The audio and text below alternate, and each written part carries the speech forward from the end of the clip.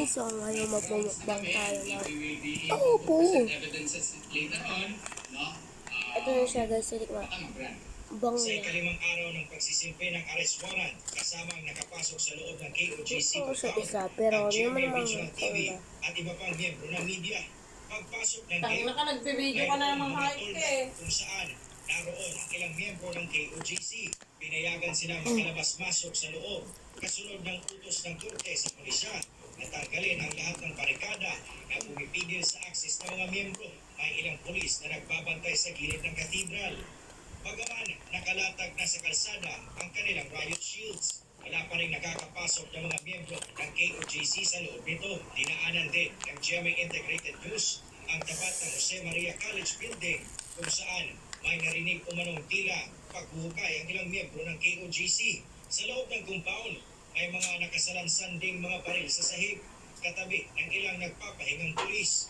Habang nag-iikot ang mga miyembro ng media kasama ang ilang pulis, ilang miyembro ng KOJC ang humarang at hindi pumayag na makalusot ang media.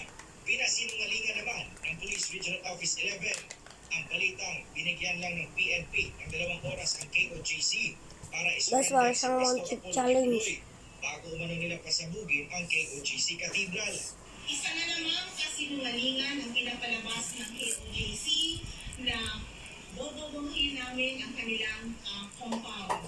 Kagaya ng kasinungalingan na sinasabi nila na pinutulan na namin sila ng tubig at kuryente.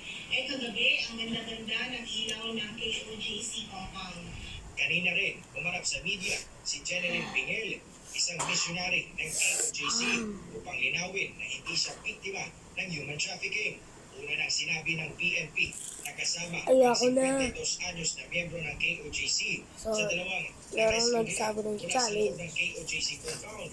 Matapos umanong Ay, ganda po. ang kanilang mga kaanak dahil hindi umano sila makalabas sa compound. Nag-aalala lang umano So, sa ang TikTok lang siya kanyang anak dahil hindi siya makontak. Sa TikTok lang siya guys, ay open. So, since nyo to, Happy Shop, magkakaroon kayo ng piso cellphone at piso tablet. Ito. Masarap.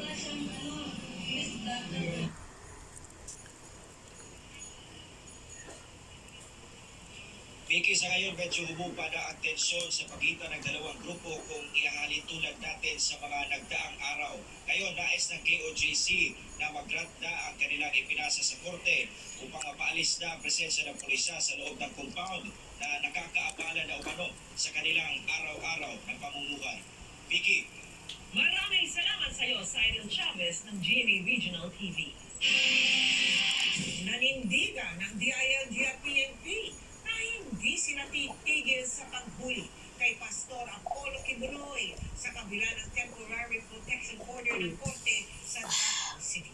Maghahain din daw ng motion for clarification. Guys, di ko na siya inubos. May sili siya, buto-buto. To. Ano ang sakot nito? Nakatutok si Maris Umali. Susunod comment, shoutout sa'yo. Tuloy-tuloy lang daw ang paghahanap ng mga otoridad kay Pastor Apollo Kibuloy sa compound ng Kingdom of Jesus Christ sa Dahil Davao wala City. naman to. Ayon kay DILG Secretary Benher Avalos, malinaw Pranay naman ako daw sa kasi tito ang ko sakot ng nang temporary ako protection order o nangingi ako TPO ng na sa inilabas ng Davao City Regional Trial Court nitong Martes. Dito TRO, nililistin kami. Wala sa order niya na titigil kami sa operation sa paghuli kay Pastor. So, Meaning, tuloy-tuloy pa rin ang paghuli ng bisitahin nyo na rin pala shop ng tito ko. That is important. Sa inilabas na utos ng korte, Hindi sinasabihan balihan ng sa PNP na flores. itigil ang lahat ng Yun lang. na magiging banta sa At kaligtasan ko na at kaya to. seguridad ng KOJC Ngayon na ako. members. At pinatanggal din sa PNP ang lahat ng barikada at harang na pipigil sa kanilang paglabas-masok sa compound. Hindi po nakataan doon na tayo po ay pinapaalis po sa loob po ng compound and much more. Listen. Yung ongoing implementation Ay, lala. ng lahat ng bagay. So yan po yung Bye-bye. implementation po ng PNP. Kina-question din ni DILG Secretary